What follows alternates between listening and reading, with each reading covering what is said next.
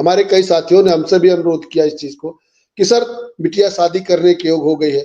हम लोग मान लीजिए कहीं भाई पटीदार या नात रिश्तेदारों से कुछ व्यवस्था करके व्यवस्था बना लिए हैं कि शादी हम बिटिया के अपने हाथ पीले करें, लेकिन जाने के बाद जब जैसे ही किसी को पता लगता है कि भैया आप क्या कर रहे हैं, तो शिक्षा मित्र हैं, तो उसे लगता है कि भाई हमारे स्टेटस के खिलाफ हो जाएगा। ये पता नहीं हमारे लोगों की आव भगत खातिरदारी कर सके या ना कर सके, खिला पिला सके या ना खिला पिसा सके, या हो सकती है कि ये लोग कुछ दे ले सके या ना दे ले सके। ये सारी चीजों के भौर जाल में आदमी प्रयास करता है कि इनको धीरे से टरका दो, भैया अभी हमको करना नहीं, अगली बार करेंगे, सोचेंगे, देखेंगे, बात करेंगे आपसे। तो ये कई लोगों ने इस तरीके का प्रश्न किया हम लोगों से और बात अपनी पीड़ा बताई है।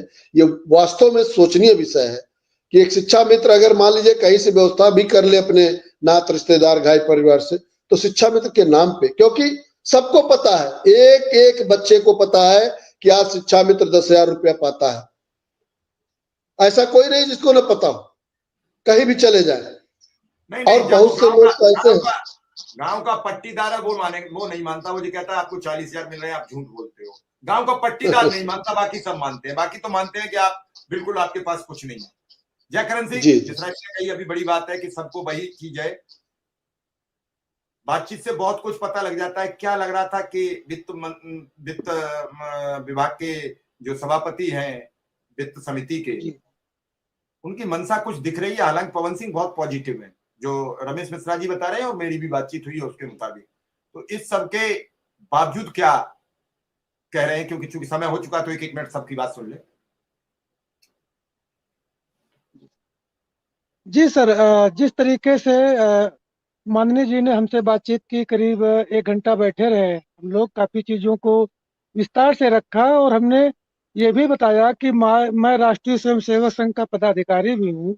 मेरा माल विकासखंड जनपद लखनऊ निवास है, मैं वहाँ का खंड कारवा हूँ और मेरी 30 वर्ष संघ आयु है। हमने भी ये सोचा था कि ये भी नारा सुना था जो हम छोटे थे, भाजपा का शासन होगा, सस्ता कपड़ा राशन होगा। मैंने सारी बातें रखी, हमने सब कुछ कहा। तो उन्होंने भी कहा कि जो भी हमारे आपके लोगों के बीच में जो भी भ्रांतियां थी, वो माननीय योगी जी के बीच में खत्म हो चुकी हैं। चुनाव के बाद आपका निश्चित ही समय अच्छा होगा। मैंने चलते चलते ये भी कहा था, अगर चुनाव के बाद अच्छा समय नहीं होगा तो माननीय जी, मैं आपका दामन छोड़ने वाला नहीं हूँ। मैं यहीं पड़ा रहूंगा, आप चाहे जो करना मेरा, चाहे रोटी देना, चाहे जो करना, मैं यहाँ से जाने वाला नहीं हूँ।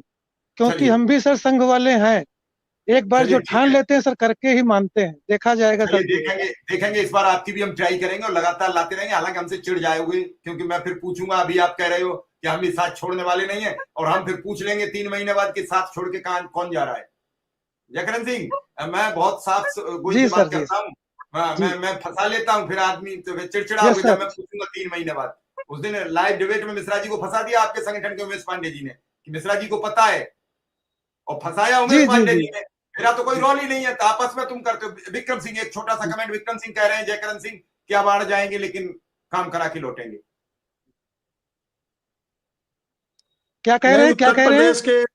अड़ जाएंगे लेकिन काम करा के लौटेंगे। आप ही ने कहा, वही कह रहे हैं, हम अपनी तरफ से नहीं कह रहे हैं। जो आप जोड़ के बता दो कि मिश्रा जी ने कुछ गलत कह दिया। जी बड़े भाई, जी बड़े भाई, अपने आप पर पूरा भरोसा है।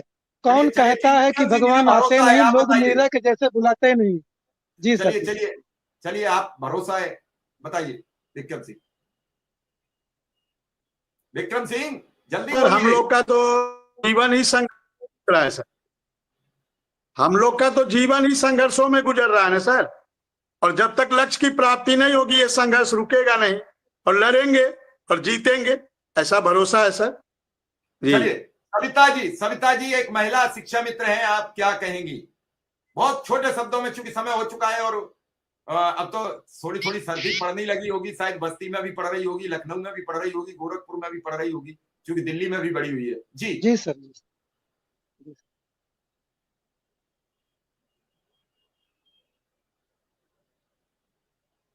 माइक खोलिए, पहले माइक स्पीकर बंद है क्या? स्पीकर खोलिए।